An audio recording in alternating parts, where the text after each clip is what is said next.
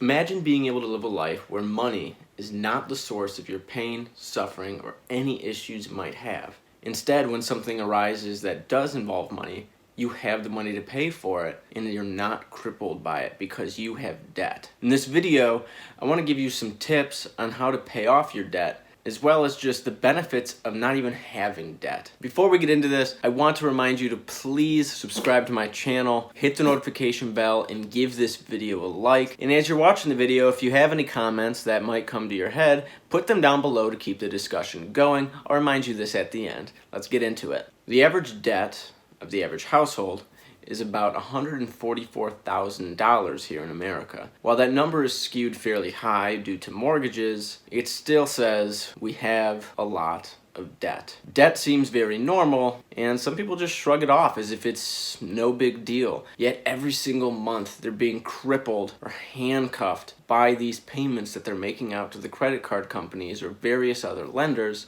and they aren't able to fund their financial goals. When it comes to debt, there's two major methods of paying it off. There is the mathematical based one, which is paying off the highest interest rate first and trickling down towards your lowest interest rates regardless of the balance of the debt. The second most common method is the snowball method, which takes our human psychology into account, which is relevant to me because I'm in school for clinical psychology, but it's based on that we get motivated when we pay off our smaller debts. The more debts we pay, the more motivated we get to sacrifice even deeper to pay off the rest of our debts. While both methods work, they don't work unless you have the discipline to actually do them. The first thing you want to be doing before you start either method is check out my budget video. It is a easy breakdown on how to do a budget, and you can do a little bit more research onto how to fine-tune it and such to your own life, but it's a very good outline on just the basics of a budget, because what you're going to need before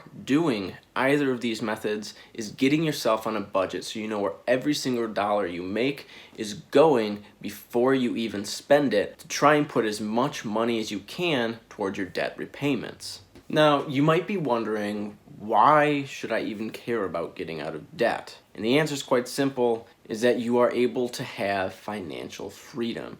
You free your life from the stresses that not having money brings. You also are able to contribute more to your retirement, your children's college funds. You're able to save up more money per month to go on more vacations, maybe go out to dinner more. Maybe that's something you really like doing, is going out to dinner, but you don't have the money because you have all of this debt in your life and you're spending so much money each month paying back the lenders that you don't have the money to go out to eat. But the most important reason is you simply get to enjoy the money that you work so hard to earn but end up just giving to these companies because you couldn't wait to buy something. Now, obviously the exception is you wanted your house, you have a mortgage, I get it. My number one tip is getting your budget on lock.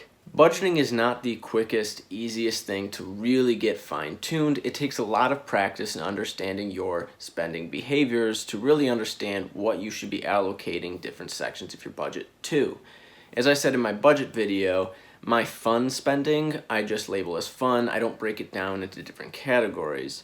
You can do that too, but you need to be looking at that fun category and maybe reducing that significantly to be able to throw that extra money at your debt.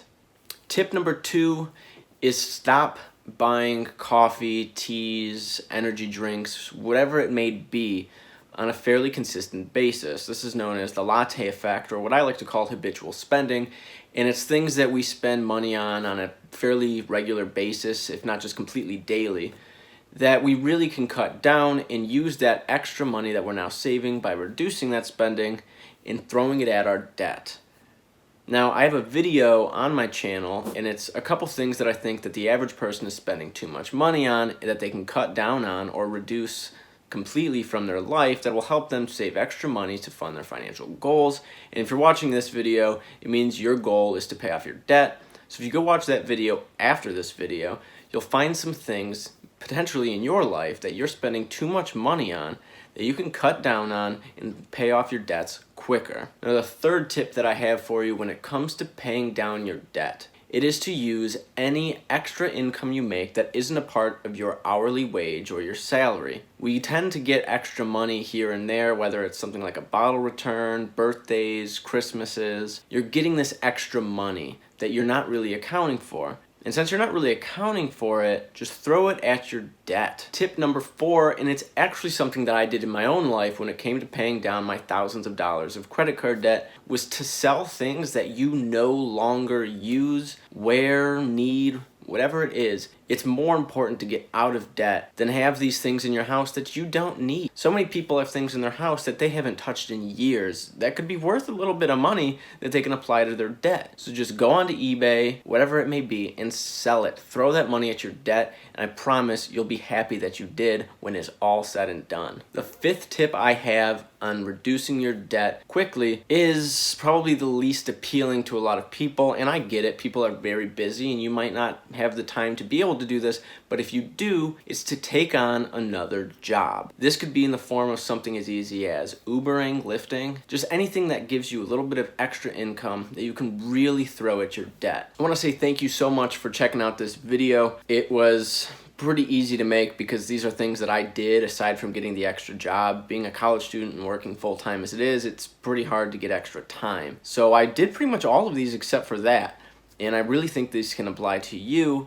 You may not have a house payment, but a lot of us have credit cards and credit card balances that we carry over month to month. And just using some of the tips that I showed to you in this video, you can really get that out of your life and not have to deal with the creditors ever again. As I've said before, I do use a credit card now on a daily basis, but I use a budget using mint.com. I highly recommend that if you want to do a budget and you don't want to do it on paper, go to mint.com or download the Mint app on your phone. It's really great.